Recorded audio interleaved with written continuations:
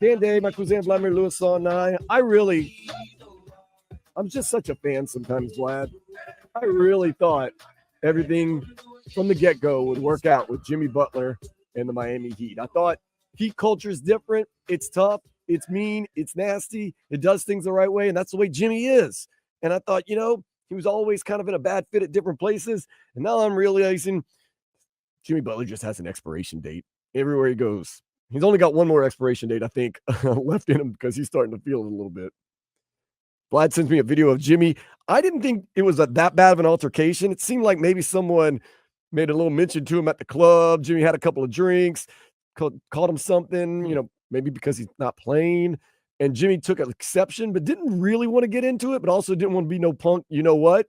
And kind of just like, hey, man. And then it looked like a old Haitian lady came running in, yelling at him and clapping her hands. I'll rewatch the video later, but Vlad, Jimmy's wilding. Ain't no question about it. But also, he did not miss the team flight. He was told, you need to start flying and staying with the team. And Jimmy said, yep, that. And Pat Riley knew what he was doing. He knew that it was going to get him suspended. And if he's like, it's all about money, I'm going to take away your money. Do you still like Jimmy Butler? I got no problem with Jimmy Butler. I'm cool, man. I'm cool. What he's doing is whatever, but I'm cool. And here's the thing, right? And I know a lot of people ripped him, but I like the fact that Shaq explained the player side, even though it was, look, he culture ain't for everyone. They've said that many times. He explained why the players would look at it this way. That's because here's the thing: we always tell people to look forward to, plan for the future. So maybe this is Jimmy planning for the future. He's just going about it just in a way that we wouldn't like him to go about it. But you signed your contract. Play for your team, man. That's the point. Right. That's him talking about, I don't have beef with my teammates. I have beef with this organization. Well, maybe your team has beef with you now, bro. Now, well, I think the team has beef with both. But yeah, it's gotten to the point where it's like, if I give you my word, I'm going to be here. And you don't show up. And I don't show up. And you say, Dan, it's not about you, bro. Nah. I love the show. I love Sports Day. We built this, but I can't deal with the people in the building anymore. I would say you my boy. I can't do that. At the end of the day, you my boy. So like at the end of the day, you're my teammate. Jimmy has teammates. So you gotta play for them. They understand. They know the business. They know that. They understand the business. But this is why I say both parties at fault. This is because I understand Pat, and I told you, and I said I'm usually team player, but I'm siding with Pat on this. But I'm upset at the fact that did you really think that he was going to not cause some type of commotion with him knowing you're not going to give him an extension? Okay. Both sides knew what was coming. They prolonged it, and I guess they. But why get it to the point where now they thought 5 years? 5 years of success is going to be sullied. We're going to do this in the next segment, Black, because we're going to do some headlines real quick. We're going to go through the mindset of Pat Riley and Jimmy Butler. And I'll tell you the truth. I think both of them are right in this instance.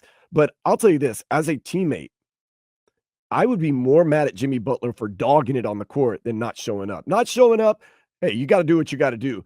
Don't waste my time. Don't waste my minutes going out there doing what you do. That, to me, if you're going to show up and play hard.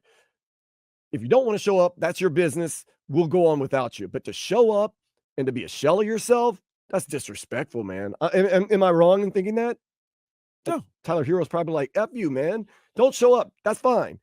But to show up and do that? Because Tyler, how about all the BS Tyler has had to deal with over the last 2 seasons? And we thought it was kind of petty that he would, take all of the Heat mentions on his social media. Look back on it now, Tyler Hero handled it perfectly. Yeah, that's just, he was still at the gym practicing, but he never dogged it. He never half-assed it for his team. And that's the point, man. Never. Because listen, you're not only are you showcasing that to your team, you're also showcasing that to the other 29 of the teams. Your new employer, yeah. So that they know that if things go left or if things don't go your way, and you're 30, listen, man, 35 years you're old. 35. And you know what I say? You're 35 plus what? You played for Tibbs. There's that other talk. You're like 38, 39. You bring up another good point, Vlad. maybe going into this year, Jimmy realized I've lost a step.